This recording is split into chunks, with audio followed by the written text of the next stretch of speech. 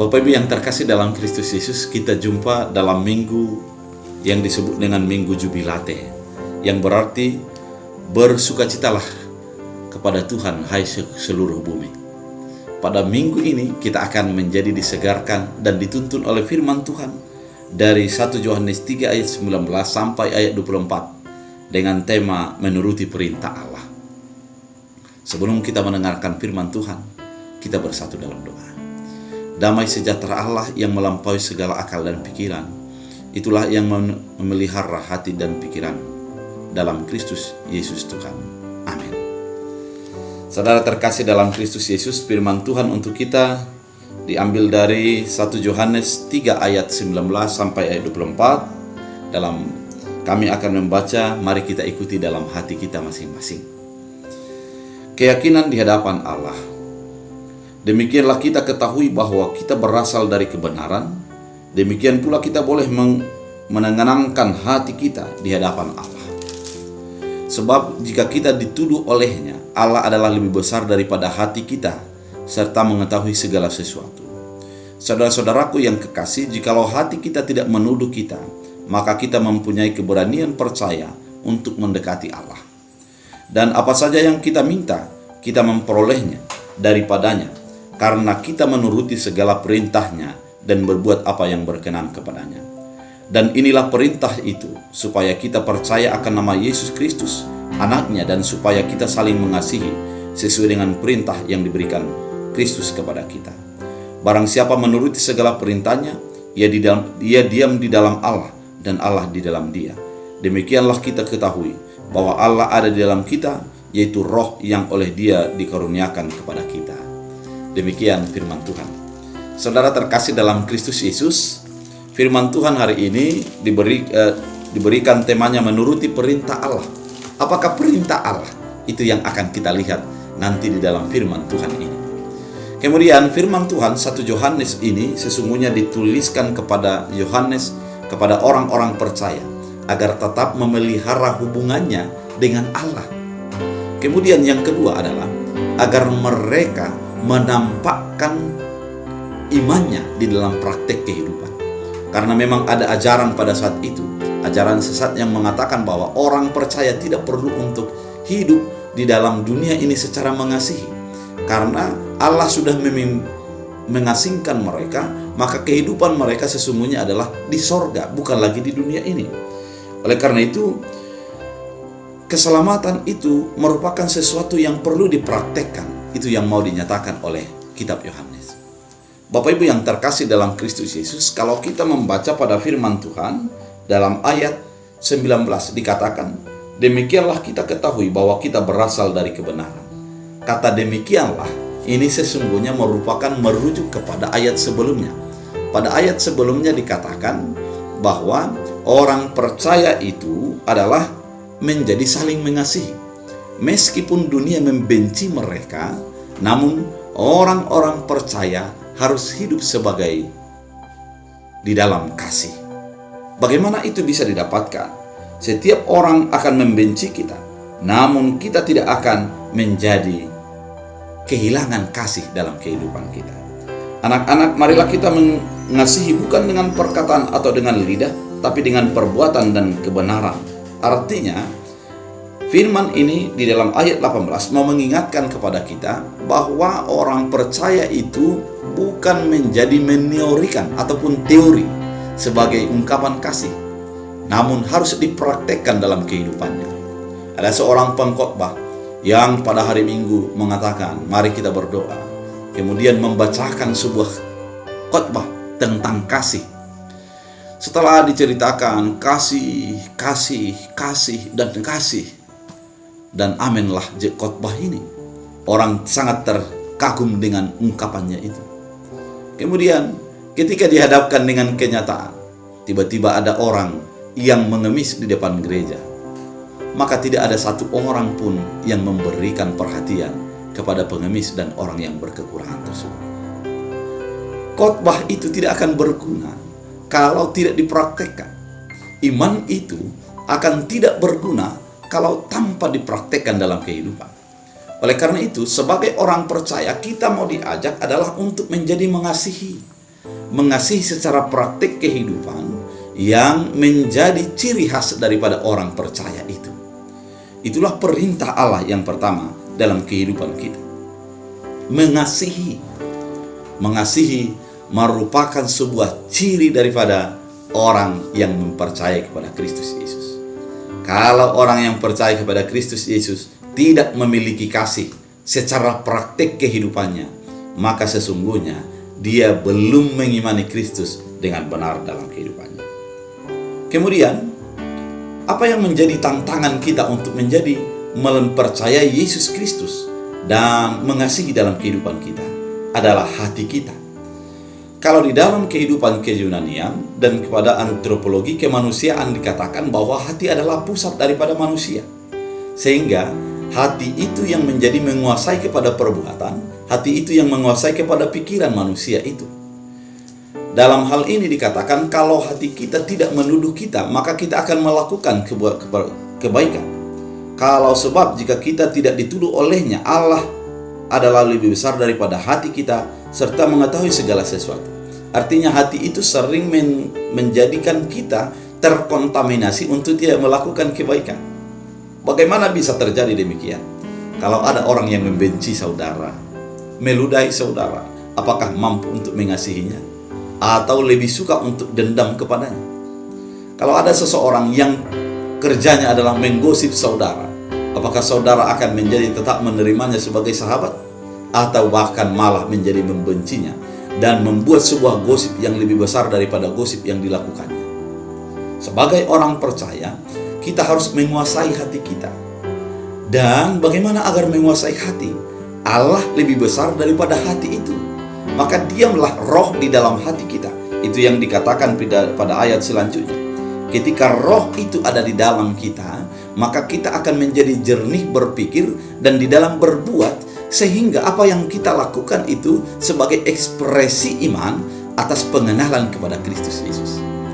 Saudara terkasih dalam Kristus Yesus, firman ini mengatakan kasih, dan kasih itu terhalang oleh karena hati kemanusiaan dan keinginan kemanusiaan kita, namun bisa dikalahkan oleh karena hati yang sudah didiami oleh Roh Kudus, karena setelah menjadi menguduskan hati kita dan menguatkan kita dan mengatakan bahwa kita bukan lagi manusia yang lama, manusia biasa-biasa saja, tapi manusia yang sudah ditebus dan dipilih oleh Yesus Kristus menjadi kepunyaannya. Itulah kemanusiaan kita yang menjadi tampil beda daripada kemanusiaan yang belum mempercayai kepada Kristus Yesus. Dikatakan, saudara-saudara yang kekasih, jikalau hati kita tidak menuduh kita, maka kita mempunyai keberanian percaya untuk mendekati Allah. Hati kita juga sering menjadikan kita menjadi jauh daripada Allah. Kenapa? Karena kita merasa bahwa tidak sempurna yang kita lakukan. Kita merasa penuh dengan dosa. Dan kita juga merasa bahwa hidup kita ini tidak layak di hadapan Allah. Namun ketika hati itu sudah dipenuhi oleh Allah, maka kita akan merasakan bahwa kita sudah ditebus dan dikuduskan oleh Allah, dan kita menjadi memperoleh kebenaran dan keselamatan dalam kehidupan kita. Saudara terkasih dalam Kristus Yesus, dalam ayat 22 dikatakan bahwa dan apa saja yang kita minta kita memperolehnya daripadanya, karena kita menuruti segala perintahnya dan berbuat apa yang berkenan kepadanya. Kalimat yang berkenan kepadanya itu yang menjadi tekanan. Banyak orang yang menjadi berdoa kepada Allah, namun tidak menerima apa yang dimintanya kepada Allah. Apa yang terjadi? Mari kita imani bahwa itu belum berkenan kepada Allah yang kita minta itu. Ketika sesuatu yang kita minta itu berkenan kepada Allah, maka Tuhan akan melakukannya sesuai dengan kehendak Allah dalam kehidupan kita. Ketika kita merasa bahwa apa yang kita doakan itu jauh daripada kenyataan, imani bahwa itu karena tidak berkenan kepada Allah. Kenapa tidak berkenan? Bisa saja oleh karena diri kita mungkin belum layak menerimanya, ataupun ketika diberikan Allah kepada kita, kita akan menjadi masuk ke dalam sebuah pergumulan yang lebih berat. Sebagai contoh, kalau ada anak bayi yang baru lahir, kemudian waktu kecil menangis untuk meminta es, padahal kita lihat bahwa dia demam, apakah kita akan mengasihinya? Pasti belum mengasihi tersebut. Apabila ada anak bayi yang lahir, kemudian dia menangis dan kelaparan, apakah kita akan memberikan nasi? Tidak akan memberinya, meskipun dia merengek untuk memintanya. Kenapa bisa demikian? Karena kita tahu itu belum baik baginya. Demikian juga orang beriman mempercayai ketika Tuhan memberikan jawaban atas doanya dan belum terkabul, mari yakini bahwa itu yang terbaik dalam kehidupannya. Dan itu yang berkenan kepada Allah. Dan berikutnya, ternyata yang kedua yang diinginkan oleh Allah untuk menjadi menuruti perintah Allah dalam kehidupan kita, yang kedua adalah mari beriman kepada Kristus Yesus. Dalam ayat 23, supaya kita percaya dalam nama Yesus Kristus. Percaya dalam nama Yesus Kristus. Percaya itu adalah memberikan hati sepenuhnya, hidup sepenuhnya kepada Yesus Kristus. Seandainya kita memiliki urusan, umpamanya urusan catatan sipil, kemudian karena kita tidak tahu prosesnya, kita memberikan kepada seseorang yang kita percayai, pasti kita akan memberikan seluruh perlengkapan yang dibutuhkan dan memberikan itu dengan keyakinan mempercayai. Kita tidak akan mengikutinya kemana dia pergi, dan kita tidak akan tahu apa yang dilakukannya dengan dokumen yang kita berikan itu. Demikian sebenarnya orang percaya ketika sudah memberikan kepada Yesus, dia tidak akan menjadi berontak bagaimana Yesus berbuat dalam kehidupannya. Namun dia mempercayai bahwa hidupnya telah ditebus, hidupnya telah dilepaskan daripada dosa dan maut. Oleh karena itu kita dibutuhkan kepercayaan. Pertama tadi adalah saling mengasihi, yang kedua percaya. Hidup kita secara horizontal adalah mengasihi sesama kita.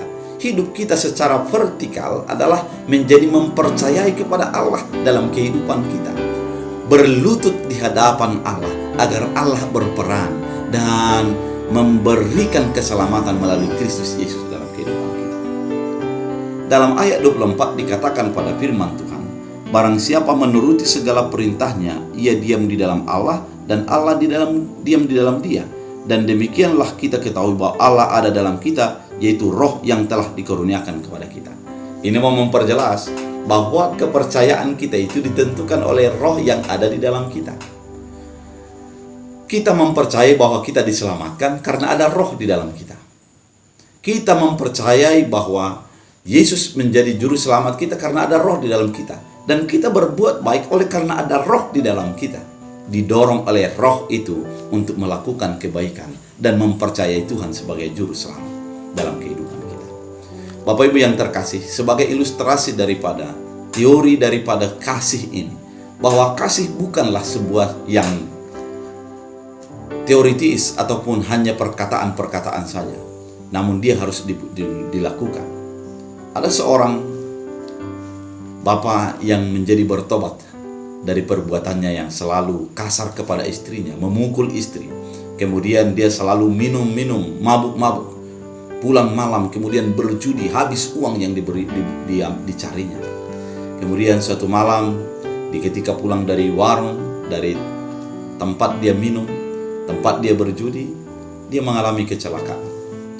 Kemudian setelah sampai di rumah, istrinya menyambutnya, tetap menyuapi, membersihkan luka-lukanya, kemudian memberikan obat.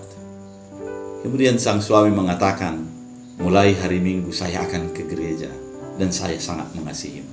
Saya bertobat, katanya.